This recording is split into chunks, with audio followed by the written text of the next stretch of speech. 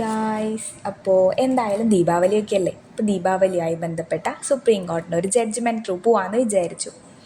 National capital region, അതായത് ദേശീയ തലസ്ഥാന മേഖല, നമ്മുടെ ഡൽഹിനെ ചുറ്റിപ്പറ്റി കിടക്കുന്ന കുറച്ച് ഡിസ്ട്രിക്റ്റും, ഹരിയാന, ഉത്തർപ്രദേശ്, രാജസ്ഥാൻ പോലുള്ള സംസ്ഥാനങ്ങളിലെ കുറച്ച് ഡിസ്ട്രിക്റ്റും ചേർന്നതാണ് ഈ ദേശീയ തലസ്ഥാന മേഖല എന്ന് പറയുന്നത്. അപ്പോൾ ഈ ദേശീയ തലസ്ഥാന മേഖലയിൽ ദീപാവലിക്ക് ഏർപ്പെടുത്തിയിരുന്ന ഫയർ ക്രാക്കർ നിരോധനത്തിൽ ചില ഇളവുകളൊക്കെ കോടതി നൽകിയിരിക്കുകയാണ്. അതായത് പടക്കം പൊട്ടിക്കാൻ പൂർണ്ണമായി നിരോധിച്ചിരുന്ന സാഹചര്യം മാറി ഇപ്പോൾ നിയന്ത്രിതമായ അളവിൽ ഗ്രീൻ ക്രാക്കേഴ്സ് യൂസ് ചെയ്യാനുള്ള ഒരു അനുമതി നൽകിയിരിക്കുകയാണ്.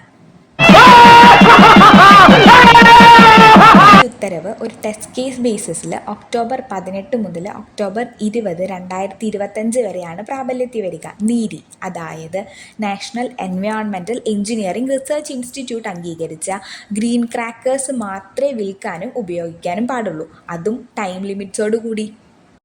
മാത്രമല്ല ഇതിന് ചില റെസ്ട്രിക്ഷൻസും വരുന്നുണ്ട്. നീരി അപ്രൂവ്ഡ് ആയിട്ടുള്ള ഗ്രീൻ ക്രാക്കേഴ്സ് വിത്ത് QR കോഡ് ഉള്ളത് മാത്രമേ സെയിൽ ചെയ്യാനും യൂസ് ചെയ്യാനും പാടുള്ളൂ.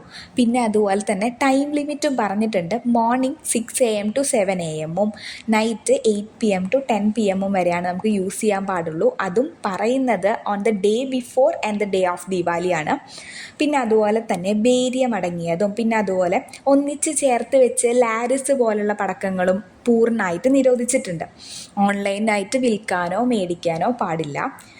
പിന്നെ കൂടാതെ ഡെസിഗ്നേറ്റഡ് ആയിട്ടുള്ള ലൊക്കേഷൻസിൽ മാത്രമേ ഇത് വിൽക്കാൻ പാടുള്ളൂ. അതായത് ഡിസ്ട്രിക്റ്റ് അതോറിറ്റീസും പോലീസും ചില ലൊക്കേഷൻസ് പറഞ്ഞിട്ടുണ്ട്. അത്തരത്തിലുള്ള ഡെസിഗ്നേറ്റഡ് ആയിട്ടുള്ള ലൊക്കേഷൻസിൽ മാത്രമേ ഈ പറയുന്ന ഫയർ ക്രാക്കേഴ്സ് വിൽക്കാനും മേടിക്കാനും പാടുള്ളൂ. ഇനി ഇതിലേതെങ്കിലും പാലിച്ചില്ലെങ്കിലോ? അങ്ങനെ പടക്കടകുദാഹവ.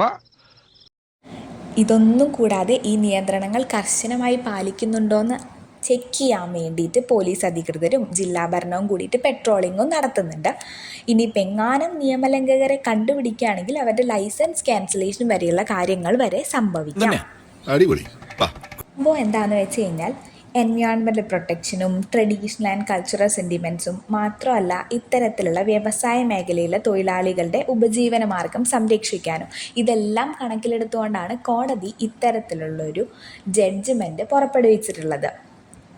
ഈ പറഞ്ഞത് നാഷണൽ ക്യാപിറ്റൽ റീജിയനോടാണെങ്കിലും എല്ലായിടത്തും ഫോളോ ചെയ്യാൻ സാധിക്കുന്ന ഒന്നാണെന്നാണ് എൻ്റെ ഒരു അഭിപ്രായം. ബിക്കോസ് എൻവയോൺമെൻറ്റൽ പ്രൊട്ടക്ഷൻ എന്നുള്ളത് ക്യാപിറ്റൽ റീജിയൻ്റെ മാത്രം ആവശ്യമില്ലല്ലോ. എങ്ങനെ? അപ്പോൾ കൂൾ ഗുരു, ദെൻ ശുക്രിയ.